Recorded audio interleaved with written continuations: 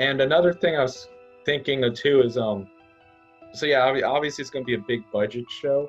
Um, the closest thing I could even think of, just in terms of maybe the scale, would be maybe a Game of Thrones esque type budget. Um, Obviously that's a big comparison to make. But like you were saying, Suraj, the movies are still pretty new, and there is a level of expectation that's just not even in terms of the story or the plot, but just how the movie's going to, or the show's going to look at compared to the movies.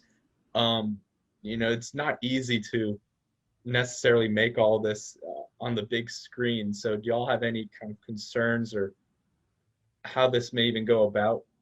Yeah, so I'm thinking about like Ron and Hermione and all these other characters that are like sub characters to Harry, not just extending from his family, but like the details are like very important. So like you got to have similar music to original Harry Potter music because that's something that really stuck in people's minds. Um, Especially also with like the antagonists of the storylines. Like they have to have some sort of, I feel like having some sort of relation to Voldemort or like Death Eaters would really go well for the series in that it preserves some of the original Harry Potter and some of the stuff that people really learned. But I don't know, Jason, do you have any like concerns about like what they might need to maintain in this series going forward? Um, they would have to maintain the interest of the audience.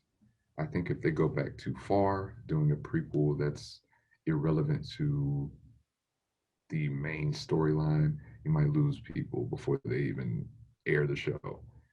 Um, I think it's important to have a conflict that matters.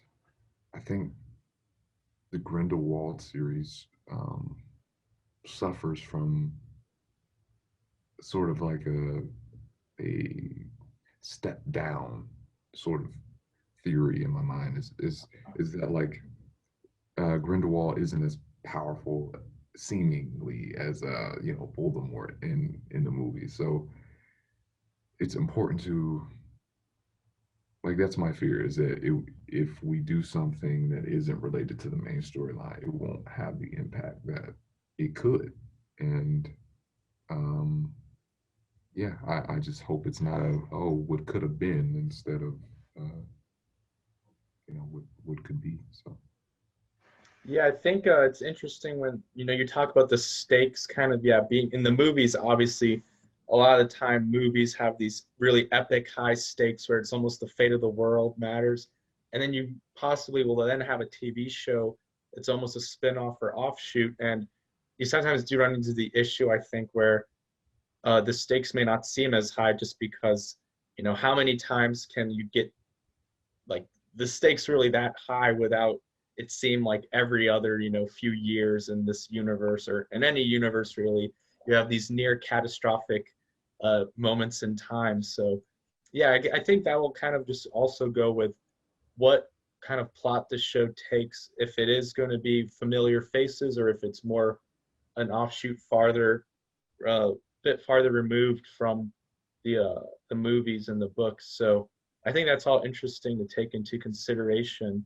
Um, Another issue I kind of came across while researching is, as I mentioned earlier, there's a lot of original streaming services now, and HBO Max and Harry Potter and NBC Universal kind of have this weird deal or arrangement where obviously, whenever the show comes out, because it's just been announced in the earliest form, it probably won't even be, you know, few, 5 years, possibly from now when we even get to really maybe even see the show.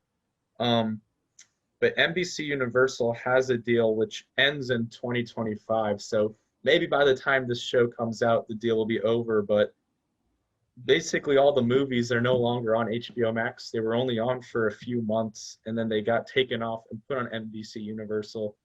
So I kind of just want to ask y'all what you all would think if the show is released before that and you have this show on HBO Max, but then no additional media to tie into it, and you would have to watch the movies on another platform. What do y'all kind of think of that? I'm someone who likes to watch the movies again and again and again. And I'm sure most Harry Potter fans would like to do the same. So I think that is a little bit of a concern, the fact that they're not going to be on the same place. I know that the Harry Potter movies are shown a lot on television, just like normally, but I think it's important that there's consistency with that. Like, I'm pretty sure you can, sorry, I was going to go into a Marvel comparison, but I guess that doesn't necessarily work because the Marvel movies are not on the same platforms as the shows, I think, most of them. But going back to Harry Potter, I think I would personally, I would want to watch all the movies on the same platform as the show that it's being released, just for consistency and convenience. But I don't know if it's that big of a concern to where like they lose viewers or anything like that. I think it's, if somebody wants to watch the Harry Potter show, then they're gonna, and they haven't, and they're not a Harry Potter fan, then they're probably gonna have some trouble finding the Harry Potter movies on other platforms. I think the showrunners don't really think it'll be a problem. I think they realize that millennials, Gen Z, they all know how to navigate different platforms, and they have access to Google Play, iTunes, and they'll, if they want to go into the movies, if they haven't seen it, I mean, if they haven't seen it, what are you doing? Basically, they'll catch up, and I mean, at worst, you can always just pirate it. I don't know if you should be able to say that, but I mean, if you really want to see a movie, there you can definitely find a way to watch it. But yeah, Suraj, you're kind of bringing up Marvel, and yeah, I guess there isn't really like, even with Disney Plus, there's not like a completely unified place where you can watch all their properties. But I was kind of thinking, you know, like I think what these big streaming services need to do is, if they are able to really try to put a lot of effort into having this centralized location where you can pretty easily and conveniently watch a bunch of properties from the same universe. I think, you know, The Mandalorian being on Disney Plus, I think part of its success is just that on Disney Plus you can watch every other Star Wars, just about every other Star Wars movie or series. I know if you are introducing a new show from a property or an IP that, you know, like that the movies are starting, I mean, they're starting to age a bit. So to kind of bring that interest back, I know Netflix a few years ago announced that they were going to be releasing a live action Avatar: The Last Airbender series. This past summer, they brought back, you know, the original show, The Last Airbender, and then Legend of Korra.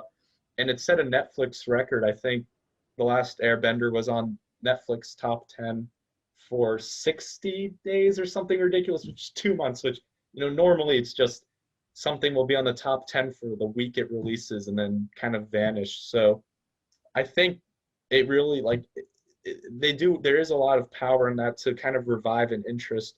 So I guess the ideal situation, you know, like we're saying, if people really want to watch the movies, they could find a way, but to maybe bring in the person that doesn't know a whole lot about Harry Potter, they could possibly, hopefully, maybe bring the movies back to HBO Max before the show is released. For more videos from M2M, check out our other playlists.